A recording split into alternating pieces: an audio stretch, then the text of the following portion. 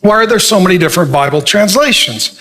And when it comes to Bible translations, there are certain people like, oh, that's just a bad translation. And this is what, for example, the Mormons say a lot. Every time you open up the Bible and quote something that disagrees with them, they just say it's a bad interpretation.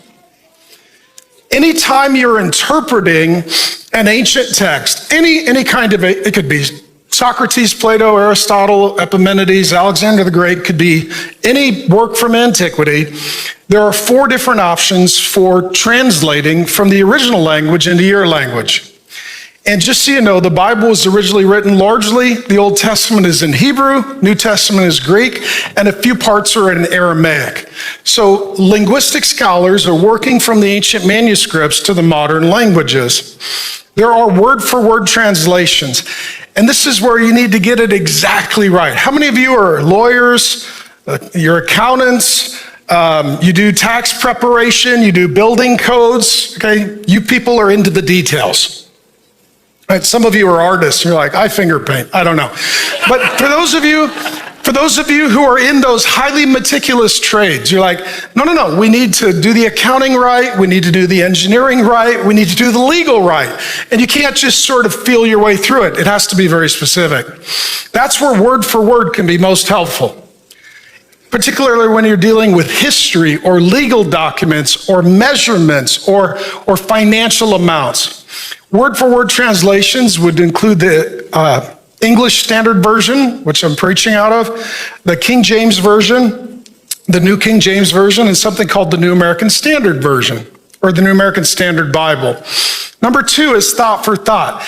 There are some things when you go to translate them, if you just go hard wooden literal, you kind of lose the beauty and the poetry of it. So for example, in the Bible, there are entire sections that are poetic. There are whole books of the Bible that are poetry, like the Song of Solomon. How many of you have tried to put poetry into Google Translator and it didn't come out exactly like it should have? Because it gets all the words right, but it doesn't get the heart and the poetry, and it doesn't get the rhyme and the rhythm and the feel and the cadence. Because it's not just the letter of the law, it's the spirit of the law. And so then, thought for thought would be like the New International Version, which I became a Christian reading, the New Living Translation, which is fantastic, and I love it in the Old Testament. It's a new favorite, and the Contemporary English Version. And then there are paraphrases, and paraphrases don't necessarily pretend to be pure translations. Some of them won't even have the verses, and they're adding words, not to change it, but to try to give context and meaning and hue and color.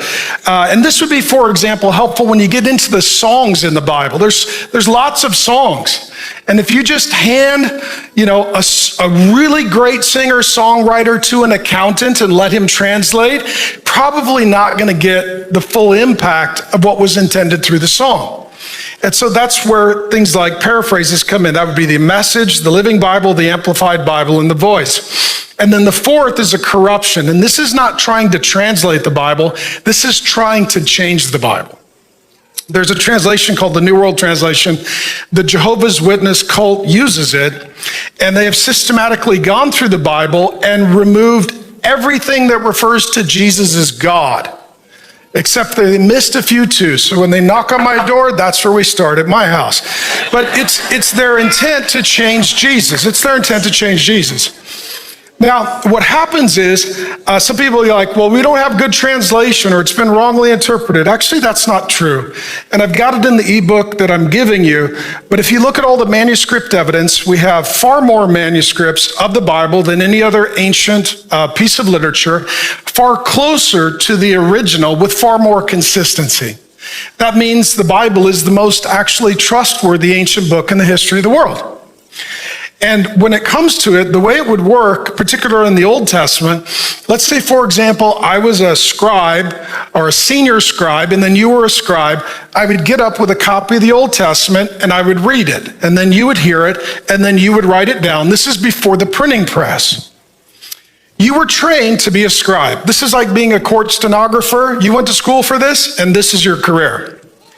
Is it possible, if you were all writing down, that maybe someone could do misspelling of a word? Maybe some of us, we believe in Jesus, but not punctuation. We may get the punctuation wrong. That's me. How many of us, we heard the word, but we wrote it down because we misheard the word, right? There is a possibility that an error could be made, but then to correct it, there would be a series of editors that would go through all of our manuscripts, and if they found one error, what would they do to that scroll?